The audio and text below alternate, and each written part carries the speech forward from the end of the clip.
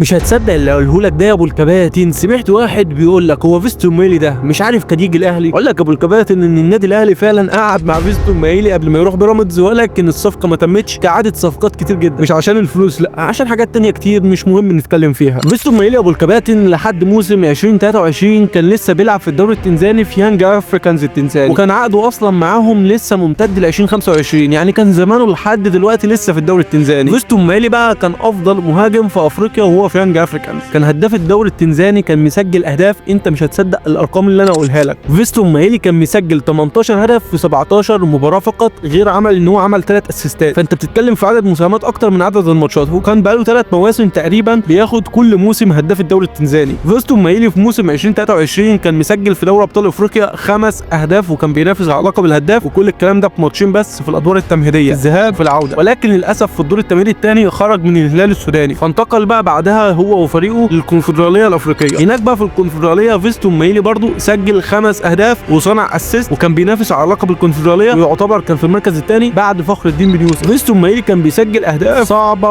وخرافيه. فيستون مايلي زي ما انت شايف كده ابو الكباتن بيسجل اهداف من كل الوضعيات، هو ما اتطورش اصلا، هو كده طول حياته، يعني هو كده مولود كده. فيستون مايلي مواليد 94، يعني تقريبا عنده 31 سنه. فيستون مايلي بصراحه يستحق المكان اللي هو وصل لها حاليا مع نادي بيراميدز، ان هو يسجل هاتريك في السعوديه وامام جماهير السعوديه ويبقى محط انظار لكل انديه الدوري السعودي، ده حاجه كبيره جدا، خصوصا انه عقده هيخلص في صيف 2026. فبصراحه فيستون مايلي كنت اتمنى اشوفه في النادي الاهلي، افضل كواليتي مهاجم دخل الدوري المصري يمكن اخر 20 سنه بعد وسام ابو علي. اذا كان الاهلي بيفاوضوا فيه وبعدها انتقل لنادي بيراميدز، كان فيهم منافسه شرسه جدا من انديه المغرب ومن بيراميدز ومن النادي الاهلي. اقول لك ارقام فيستون مايلي في الموسم كلها، فيستون مايلي مسجل 28 هدف 31 مباراه وصنع 4 اسيستات، انت بتتكلم في 32 مساهمه في 31 ماتش، رقم كان تاريخي، والنادي الاهلي ساعتها ما رضيش يخلص في الصفقه عشان امور كده مش عارفين هي كانت ايه بالظبط. فبصراحه الواحد حزين جدا كل ما بيشوف فيستون مايلي بالمستوى ده، ويشوف احنا رحنا جبنا مين وقتها.